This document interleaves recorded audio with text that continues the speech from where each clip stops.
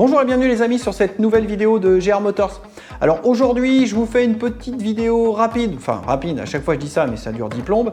Une petite vidéo rapide, là je vais vous faire une petite brève d'atelier. On va aller se balader dans l'atelier, je vais vous faire voir un petit peu les autos qui sont présentes dans l'atelier, alors quelques-unes, puis je vais vous expliquer un petit peu les choses qu'on a faites dessus. Hein, et puis bah allez, on y va. Les amis, on est dans l'atelier. Alors je vais commencer, par la petite Opel Astra G. Donc une Opel Astra G, c'est une OPC 2 litres 160 chevaux, donc une auto bien sympa. Alors qu'est-ce qui s'est passé sur cette voiture-là? Je vous explique ça brièvement. Alors donc cette voiture, elle m'est arrivée en panne, mais complètement en panne. Donc c'est un nouveau client, c'est un client qui m'a vu sur YouTube et qui m'a appelé justement parce que sa voiture était en panne et il n'y avait plus de solution. Parce que ça faisait, enfin il n'avait plus de solution, parce que ça fait plusieurs années qu'elle est en panne. Elle a passé chez 3 ou 4 mécanos, dont un agent Opel et une concession Opel quand même. Ils n'ont pas trouvé, ils ont fait 3 fois la distribution, enfin ils ont changé des capteurs et la dernière personne d'ailleurs qui est intervenue, elle a modifié le faisceau. Alors modifier le faisceau pour tenter de... parce qu'il y avait des problèmes sur les capteurs de PMH et de... Alors l'histoire est longue, hein, mais les capteurs de PMH et les capteurs d'Arbracam, donc ils se sont dit, bah tiens, le capteur d'Arbracam il n'est pas blindé, donc on va le blinder. Alors sauf que eh ben, cette personne-là, elle a créé de nouvelles pannes. Alors je vais vous expliquer rapidement pourquoi. Alors en fait, ouais, ce que je vous disais, ici on a le calculateur avec, vous voyez, son faisceau là qui est ici là, et puis hop, ça court. Alors moi j'avais des fils volants qui avaient été repris directement du faisceau ici, hop, ramené, ça passait par là, poum poum poum, et ils avaient rebranché sur le capteur PMH. Alors ça c'est une chose, sauf que le problème de ce qui s'est passé, eh bien c'est qu'en fait en coupant le faisceau au ras de la prise du calculateur, donc le plus 5 volts, la masse, et le signal, et il s'est raccordé directement pour emmener directement sur le capteur de... je vais y arriver, enfin le capteur d'Arbracam. Sauf que en coupant le plus 5 volts, il a coupé d'autres alimentations, parce qu'en fait, plus loin dans le faisceau, eh bien ce fil-là, il y a une épissure, et il va alimenter d'autres capteurs, comme il alimentait la sonde de température d'eau, le capteur position papillon, et l'électrovanne de ralenti. Et du coup, eh bien, en voulant essayer de faire bien, eh ben, ça a créé 3 nouvelles pannes, parce qu'on se retrouvait avec 3 composants qui ne fonctionnaient plus, qui n'étaient plus alimentés. Et là, du coup, la voiture a démarré quasiment plus du tout. C'était la cata. Donc, j'avais réussi à faire un diag, parce qu'il y a une prise OBD là-dessus. Donc, j'avais fait un diag, je m'étais rendu compte de tous ces défauts-là. Quand j'ai vu l'état des faisceaux, j'ai dit, bon, ouais, là, le plus simple, c'est on va enlever le faisceau. Donc, j'ai sorti le faisceau, c'est pas très compliqué. Et je l'ai mis sur l'établi, je l'ai tout dépouillé. J'avais le faisceau de chez... J'ai appelé un collègue de chez Opel qui m'a envoyé le faisceau. Et du coup, eh ben, j'ai remis le faisceau en conformité d'origine. Je remets le faisceau sur la voiture, et là je démarre, et boum, elle démarre, elle tourne au ralenti. Oh bah j'ai dit super, j'ai dit c'était quand même pas que ça. Et non, effectivement, c'est que là je suis revenu en fait à la panne d'origine qu'avait le client, c'est-à-dire qu'au bout de 10-15 minutes, eh bien, elle se met à ratatouiller, elle avançait plus. En fait, on aurait dit qu'elle était en launch control la voiture. Et d'ailleurs, c'est ce qui m'a mis un petit peu la puce à l'oreille. Vous savez, le launch control, on met du retard à l'allumage, et là ça faisait ça, et ah, j'ai dit, mais il y a un problème d'allumage, il y a quelque chose. Du coup, je me dis, je vais rebrancher en diag, et là, plus de communication avec le diag. Ah, alors là, un peu de désespoir, je dis, putain, ça se trouve, j'ai fait une connerie dans le faisceau. Donc je recontrôle et tout, et non, mais plus moyen de communiquer avec le diag. J'en ai plusieurs diag, j'en essaye plusieurs, plus aucune communication, même pas le boîtier d'airbag ni d'ABS, plus rien fonctionnait. Ah, je dis, c'est quand même bizarre. Donc on se met à chercher avec Valentin, on cherche, et à un moment on remonte à la boîte à fusibles, et là on se rend compte, tiens donc, un fil de masse qui était complètement desserré. Les fils de masse qui sont serrés avec un écrou de disque complètement desserré. On resserre le fil de masse, on remet tout ça en place, et là, hop, ça y est, le diag revient. Ah, donc bon, quelqu'un avait dû, j'imagine que dans les 3 ou 4 personnes qui sont passées avant nous, ce qui se passe, c'est qu'il y en a un, il démonte, il cherche, il y en a, il redémonte, enfin voilà, et là on se retrouve avec des trucs. En fait, on rempile des pannes par-dessus la panne d'origine. Et c'est ce que j'ai expliqué au client, il va falloir qu'on refasse le cheminement inverse, c'est-à-dire résoudre toutes les pannes qui ont été recréées pour arriver à la panne d'origine. C'est ce qu'on a fait. Et donc là, du coup, on arrive à recommuniquer en diag, et c'est ce qu'on voulait, nous, c'était surtout faire de la lecture de paramètres pour voir qu'est-ce qui se passait au moment où ça se mettait à faire n'importe quoi. Et du coup, on arrive à se faire du diag. On avait un défaut qui revenait, on avait capteur... Alors, on a eu le défaut du capteur PMH quand même, il me semble, je ne me rappelle plus trop, mais on l'a eu. Mais bon, a priori, dans ce que m'a dit le client, c'est que les mécanos d'avant avaient changé capteur PMH, capteur de phase. Alors, je me suis dit, bon, c'est bizarre, il y a peut-être peut-être un problème de pièce, un défaut de pièce ou autre. Alors j'avais recommandé quand même un capteur de phase et un capteur PMH. Et là avec Valentin on se met en lecture code défaut et en fait quand la voiture elle était froide, on contrôlait le paramètre d'avance, il était bien, normal, prenait de l'avance quand on accélérait, on avait 8-9 degrés d'avance au ralenti, donc tout à fait normal. Et quand elle se mettait en fait à déconner, comme elle faisait dès qu'elle était chaude, eh bien en fait l'avance tombait à zéro. Et quand on accélérait, on prenait même de l'avance négative. Donc forcément, le moteur ne pouvait pas fonctionner. Donc là, on s'est dit, mais là, il y a un souci, soit on a un défaut. Alors en plus, le capteur n'était pas en défaut de PMH. Il n'était pas en défaut, parce que le défaut qu'on avait eu, c'était le capteur de phase. Mais on n'avait pas de défaut sur le capteur PMH. Mais par contre, dès qu'il chauffait, eh bien, il nous mettait, il disait n'importe quoi en fait. Alors il y a un moment, on s'est dit, mais c'est bizarre quand même. Et là, bon, on s'est dit, allez, on change le capteur PMH, on change le capteur, et là, la voiture, ça y est, elle fonctionne nickel. Mais vraiment, mais impeccable. Là, je vous dis, elle fonctionne impeccable. En fait, la panne, ben, c'était le capteur PMH. Alors là, vous voyez, en fait, on n'avait pas de défaut sur le capteur PMH, mais en fait, quand on le prenait en lecture paramètres, quand on prenait l'avance en lecture paramètres, parce que moi je dis c'est important, c'est d'aller lire les paramètres pour comprendre ce qui se passe dans le moteur, eh bien en fait on s'est rendu compte que dès que le capteur chauffait, son impédance devait se modifier, et en fait il envoyait n'importe quoi comme valeur. Alors on n'a même pas pris, en fait, si vous voulez, on aurait pu prendre la valeur oscilloscope, hein, mais on ne l'a même pas fait, on a été directement en lecture paramètres, puis là quand on a vu qu'on prenait de l'avance négative, là on s'est dit c'est là qu'est le problème. Et on a changé le capteur, et tout simplement en changeant le capteur, et pouf, ça s'est remis à fonctionner. Et là, on a roulé avec. Hein, on a roulé, reroulé, je sais pas, on a dû faire 40 km avec. Elle démarre nickel, elle fonctionne impeccable. Donc voilà pour la petite histoire. Donc le client, il est super content parce que ça fonctionne. Et là maintenant, en fait, on va refaire 2-3 petites choses sur la voiture. Hein, donc on lui fait une petite révision, vous voyez, on lui a changé son vase d'expansion, on a remis tout le faisceau propre, on a nettoyé la baie moteur, on a mis tout ça nickel. Là on lui fait la vidange, le liquide de frein aussi, on l'a refait parce que c'était dégueulasse. Donc on lui refait un petit coup d'esthétique mécanique, il y a 2-3 petites fuites d'huile, mais rien de bien méchant, et puis voilà. Donc, et elle va pouvoir reprendre la route, et le client souhaite aussi la remettre en bel état de carrosserie, hein, parce que, alors, je peux vous faire voir l'intérieur rapidement, hein, en plus, elle est plutôt en très bon état, cette voiture. Honnêtement, elle mérite. Hein. Alors, ça n'a pas une grosse valeur, hein, là, c'est surtout une valeur sentimentale. Hein. Alors, comme quoi, vous voyez, la panne, elle était pas, c'était comme souvent, hein, c'est une bricole, hein, c'est une petite panne, là, c'était un capteur PMH. Alors, ils sont passés à côté, les gens, bêtement, je pense, parce qu'ils auraient pris, comme nous, un diag, en fait, avec la lecture paramètres, hein, tous les diacs font lecture paramètres, et puis au moment où on voit que ça déconne, eh bien, on regarde ce qui se passe, on va regarder les paramètres, surtout que là-dessus il n'y en a pas beaucoup, et là ils auraient fait comme nous, parce qu'au final, vous voyez, nous, une fois qu'on a eu réparé toutes les autres pannes d'avant, c'est-à-dire le fil de masse, la modification du faisceau, eh bien on a mis en route, on n'avait pas vraiment de défaut, et du coup on a fait de la lecture paramètres parce qu'on se doutait que c'était l'allumage quand même, parce qu'au vu de ce qu'elle faisait, je vous dis, on aurait dit que la voiture était en launch control, et puis l'échappement chauffait très fort, on s'est dit tiens, c'est comme si on avait du retard à l'allumage. Et effectivement, une fois qu'on a lu nos paramètres, puis quand on a vu l'avance qui est complètement partie d'un coup, on s'est dit voilà, il y a un problème à ce niveau-là. Alors ça aurait pu être le capteur PMH, la cible, ou effectivement, mais la première chose qu'on fait, c'est on change le capteur, et ça fonctionne. Alors bon. Cela dit, hein, voilà, une panne de résolu, hein, c'est la mécanique, vous voyez, hein, sur les autos, c'est juste en fait de la méthode et du bon sens. Et comme je dis souvent, je le dis à beaucoup, on commence par A, B, C, D, et on avance, et à chaque fois, on fait une petite croix, ça c'est bon, et on finit par trouver. Mais quand on part dans tous les sens, eh bien en général, on arrive avec le résultat qu'on avait là, sur cette pauvre Opel, et qui était en panne et qui ne fonctionnait plus.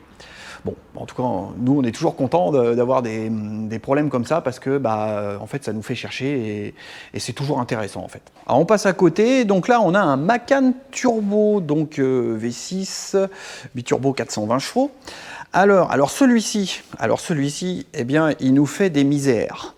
On a fait déjà pas mal de choses dessus parce qu'il y avait des fuites d'huile, on a réparé et tout. Et là, vous voyez, on a redéposé collecteur d'admission, hein, et les injecteurs. Alors, vous voyez un petit peu l'architecture, hein, c'est un V6, hein, là, voilà. Hein. Les turbos, là, ils sont de chaque côté, hein, à ce niveau-là, sur le Macan. Et puis là, en fait, vous avez le collecteur d'admission avec les injecteurs qui sont directement ici, hein, parce que ça, c'est une injection directe d'essence. Le collecteur, eh bien le collecteur, il est ici. Vous voyez, ça a été démonté, je vais vous expliquer pourquoi. On a démonté tout ça, donc là on a notre collecteur d'admission et là nos rampes d'injection hein, en injection directe d'essence. Alors ce Macan, en fait, eh bien il a un problème. Là c'est vicieux par contre. Il fonctionne très bien, il démarre très bien, il roule très bien, enfin il roule très bien. Pas tout à fait quand même, mais il démarre très bien, il tient bien sans ralenti, à chaud, à froid, enfin tout ce qu'on veut. Aucun code défaut. Alors, quand on dit zéro code défaut, c'est rien, ni dans la boîte de vitesse, ni rien du tout. On a 0, 0, 0 code défaut. Mais par contre, ce qui fait, eh bien, c'est qu'à certaines plages de régime, c'est-à-dire quand vous êtes en 90, stabilisé, juste en léger appui de pédale, et ben là, voilà, et vous voulez repartir, vous sentez qu'il manque quelque chose, il y a quelque chose qui ne va pas.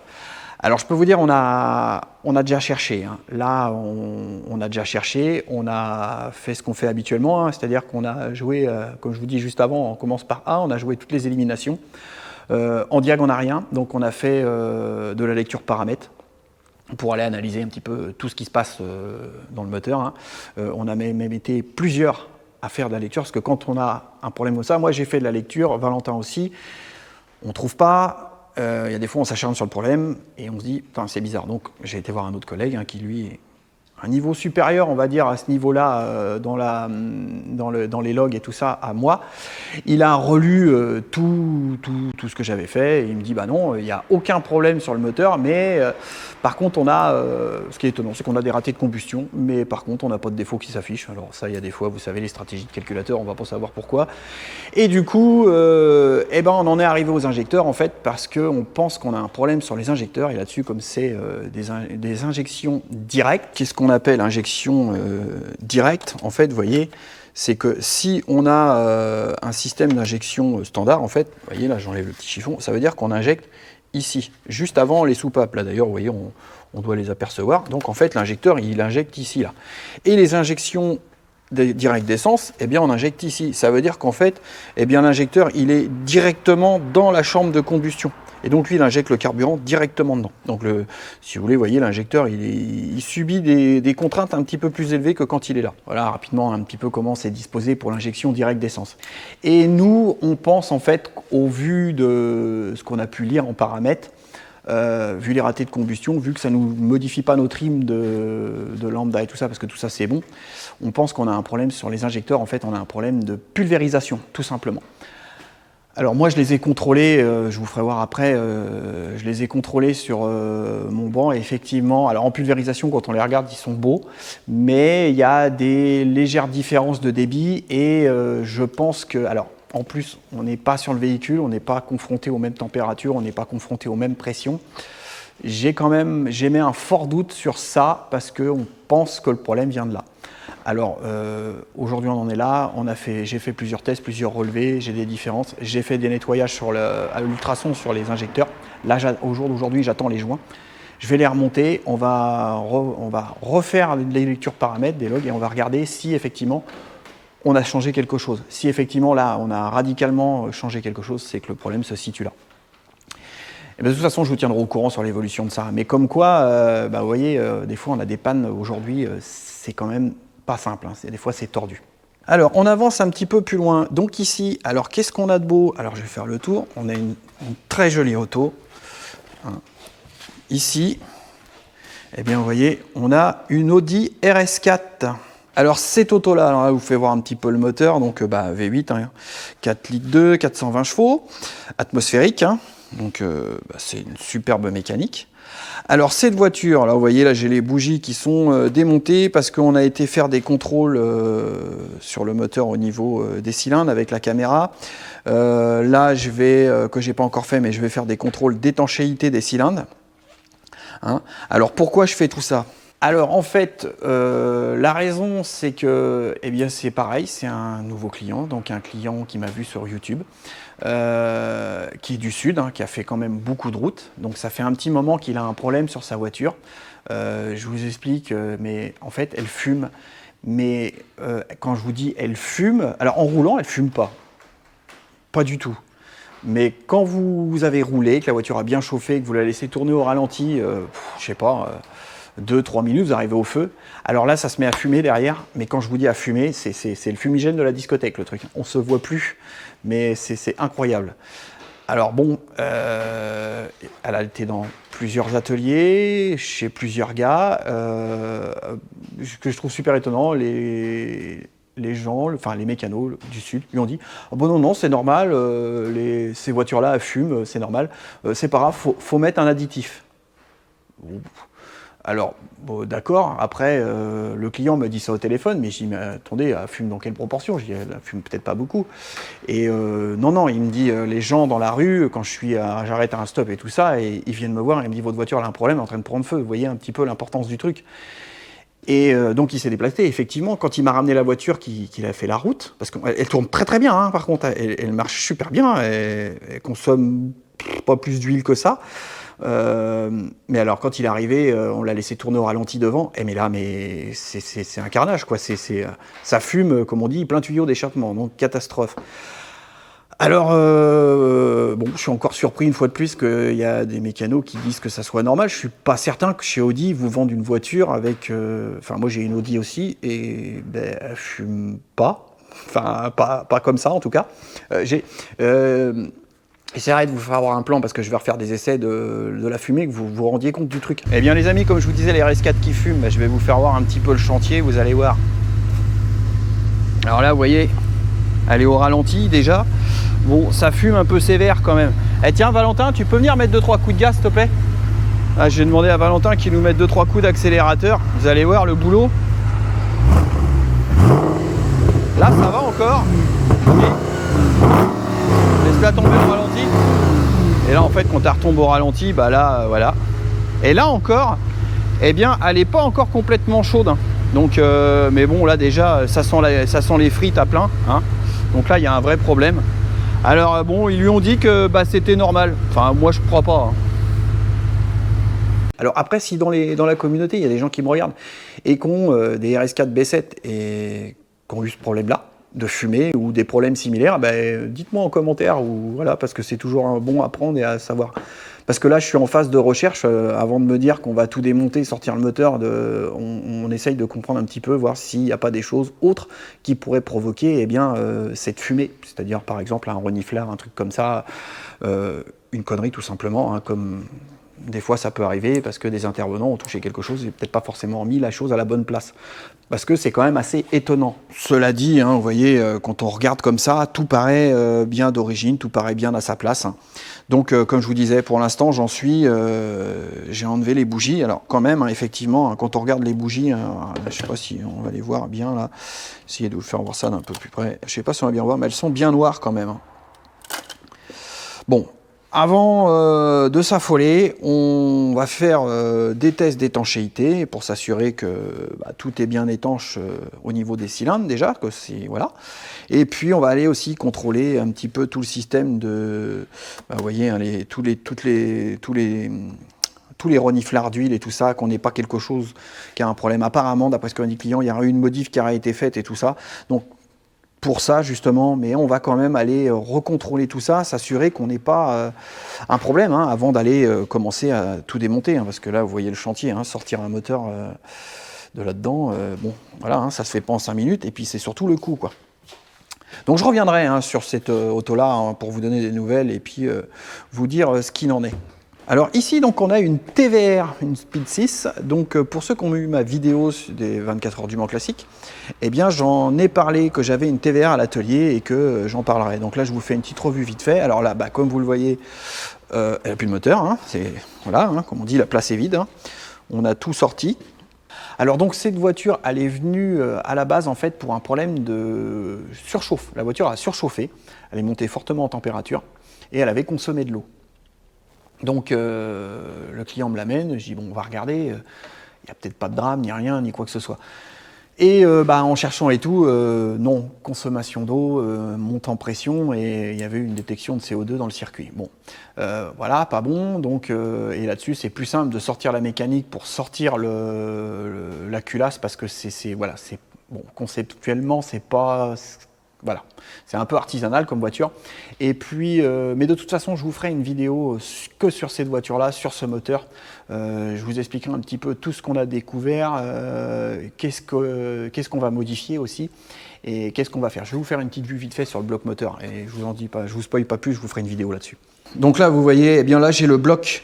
Hein, qui est tout propre, qui est tout nettoyé. Valentin, il a tout nettoyé. Donc on a le bloc avec son vilebrequin. Hein, donc vous voyez, c'est une belle bête quand même.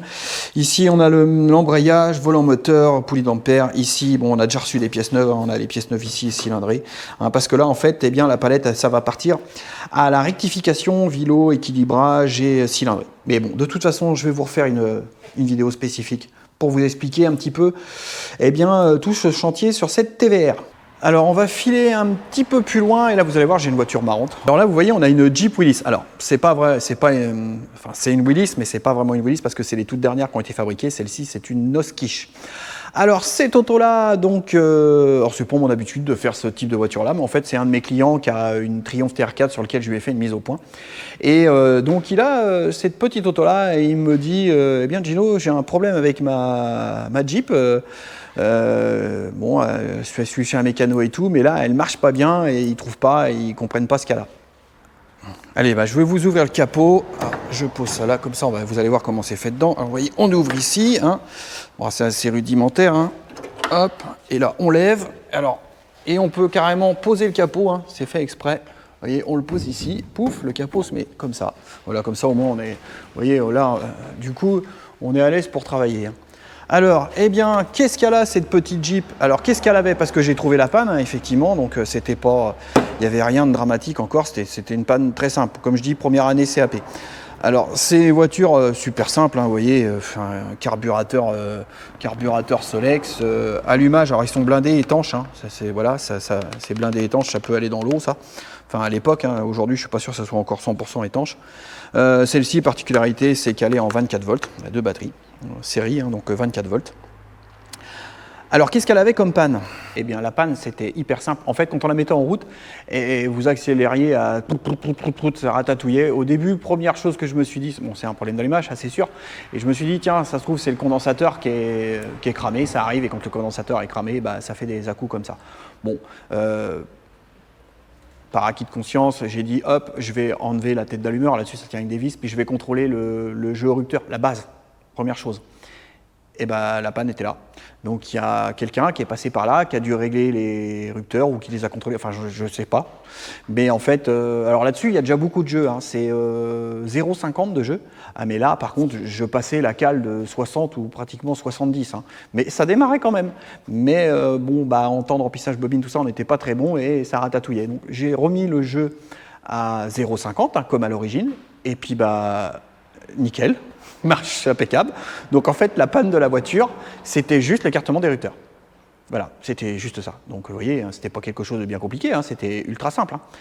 Alors bah, j'ai réglé, bon, je vais pas faire que ça parce que je vais vous faire voir, j'ai découvert 2-3 petites choses sur la voiture que bon, ça c'est, on va faire, on va pas laisser ça comme ça. Alors comme je vous disais, hein, j'ai enlevé ça et j'ai refait juste le jeu au rupteur et puis bah voilà, ça tourne impeccable. Hein. Bon, les rupteurs vont être bons à remplacer parce qu'ils sont bouffés, mais bon, c'était vraiment le jeu qui était pas bon. Hein. C'est vraiment ça la panne en fait de base. Autre chose aussi, c'est qu'on a, vous voyez, on a une fuite d'huile, je ne sais pas si vous allez voir, hein, ici, là, sur cette durite là, parce que ça, c'est le filtre à huile, en fait. Et là, vous voyez, on a une fuite d'huile là. Bon, on trouve toutes les pièces, hein, elles sont commandées, donc on va changer cette durite là, on va changer celle-ci aussi, pendant qu'on y est, là, celle qui est au-dessus. Et puis, autre chose aussi que j'ai vu sur la voiture, alors là, je ne sais pas si vous voyez, mais vous voyez le carburateur, là, c'est tout gras. Alors j'ai remis un coup de clé, hein, parce qu'en fait, eh bien, à la base, les écrous étaient complètement desserrés. Mais alors par contre, ça ne l'empêchait pas de tourner. Hein. Alors vous voyez un peu, on avait les rupteurs ici, c'était complètement déréglé. Ici, c'était complètement desserré, donc on avait du jeu dans le carburateur. Et c'est pareil, le client me dit, bah ouais, je trouve qu'elle consomme beaucoup. Et en fait, vous voyez, il y a la pompe à essence qui est ici. Et bien en fait, tout était desserré. Donc en fait, voilà, l'essence sortait par l'extérieur. Donc vous voyez un petit peu la robustesse de l'engin, hein. On a 0,60, pratiquement 0,70 de jeu érupteur, on a un carburateur qui est desserré, on a une pompe à essence qui fuit tant qu'autant, et bah, ça marche quand même. Bon, ça marchait pas génial, mais ça démarrait et ça roulait quand même. Comme quoi, vous voyez, il en faut pour que ça tombe complètement en panne. Alors, parce que moi, en fait, au début, j'ai juste fait le jeu érupteur et carbu desserré avec la fuite de pompe à essence, ça a tourné impeccable. Donc, vous voyez, bon là, je vais reprendre le carburateur, on va y mettre une pochette de joint, ça va pas lui faire de mal, un nettoyage, on va remettre ça bien serrer tout ça. Je vais changer les petites durites là, comme je vous ai dit, hein, les durites d'huile ici là. Et puis, ben, on va nettoyer tout ça. Et puis voilà, et puis bah, l'auto elle roule, hein. Bon, il y a trois petites bricoles encore à lui faire, mais le client m'a dit qu'on fera ça cet hiver, hein, des travaux peut-être un peu plus importants, parce que l'embrayage donne des gros signes de faiblesse quand même. Bon, alors à conduire sur la route, c'est pas un foot de guerre déjà, je crois que ça marche quand même pas trop mal, mais alors la tenue de route, les gars, faut faire gaffe, hein, c'est particulier, hein. D'ailleurs, le client m'a prévenu, m'a dit attention, attention à la tenue de route. Et effectivement, je comprends, hein. Bref, bon, moi je trouve que c'est une auto sympa. Et puis encore une fois, bah, c'était une panne, bon, qu'il y en a qui ne trouvaient pas, mais bon, enfin, super simple, quoi, juste un rupteur. Donc voilà. Allez, petit bonus technique sur la vidéo. Je suis revenu dans le local moteur et je vais vous faire voir les injecteurs du Macan. Ils sont toujours en place sur la machine. Il faut voir un petit peu comment ça fonctionne et vous allez voir comme ça la diffusion et les jets. J'espère que ça va rendre à la caméra. Alors, bah, vous voyez, ils sont encore en place sur ma machine. Donc là, j'ai les 6 injecteurs, hein. Là, c'est ma feuille de relevé que j'ai fait. Eh bien, on va allumer la machine. Hop, comme ça, voilà. Et puis, eh bien, on va lancer un truc. On va lancer l'accélérateur, tiens. Et là, normalement, allez, on appuie. Vous allez voir, la pression monte. Et là, normalement, eh bien, ça va être parti. Vous allez voir un petit peu le fonctionnement. Voilà. Alors, je ne sais pas si ça va bien rendre à la caméra. Vous voyez un peu le fonctionnement des injecteurs. Vous voyez. Alors là, ça a l'air comme si on simule en fait comme si on prenait du régime, hein, et qu'on ralentissait en fait. Vous voyez un peu là, hop, et là il s'arrête et il repart. Alors vous voyez, hein, je sais pas si vous allez voir, mais c'est très très fin, hein, ce que ça pulvérise. Hein. C'est vraiment très très fin.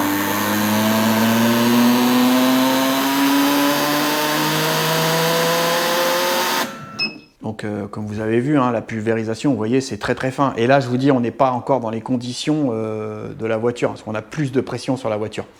Alors, bon, moi, dans tous les relevés que j'ai pu faire, j'ai des différences de débit sur certains injecteurs. Et en plus, c'est sur des plages que je retrouve d'utilisation où j'ai mes défauts. En pleine charge, on va dire plein débit, ça va. Milieu, ça va. Mais c'est sur les faibles débits que là, j'ai des différences que logiquement, je pense que je ne devrais pas avoir. Donc, j'ai amélioré la situation en les passant à l'ultrason, en les nettoyant et tout. Ça, j'ai rééquilibré les choses. Donc, j'ai diminué, en fait, si vous voulez, j'ai diminué les écarts. Donc, j'attends mes joints, je vais les remonter. Et eh bien, on verra si ce que j'avance, c'est la vérité ou pas. De toute façon, je vous ferai, dans la prochaine vidéo, je vous dirai eh bien, comment on s'en est sorti et si effectivement c'était ça la panne ou est-ce que je me trompe et est-ce que c'est autre chose. Hein. Alors écoutez, eh bien, on va en rester là pour cette petite brève d'atelier. J'espère que ça vous aura plu, ce petit tour d'atelier avec ces 2-3 explications. Je vais essayer d'être un petit peu plus présent. Je vais faire un peu plus d'efforts. Il y a beaucoup de gens qui m'ont demandé les brèves d'atelier et tout ça. Donc je vais essayer de vous faire des choses un petit peu de ce style-là. Dites-moi en commentaire si ça vous plaît, si ça vous va. Et puis voilà, hein, on va continuer comme ça. Hein, comme d'habitude, eh bien, un petit pouce bleu. Et puis surtout, n'hésitez pas à vous abonner, partager et liker. Je vous dis à bientôt. Tchuss!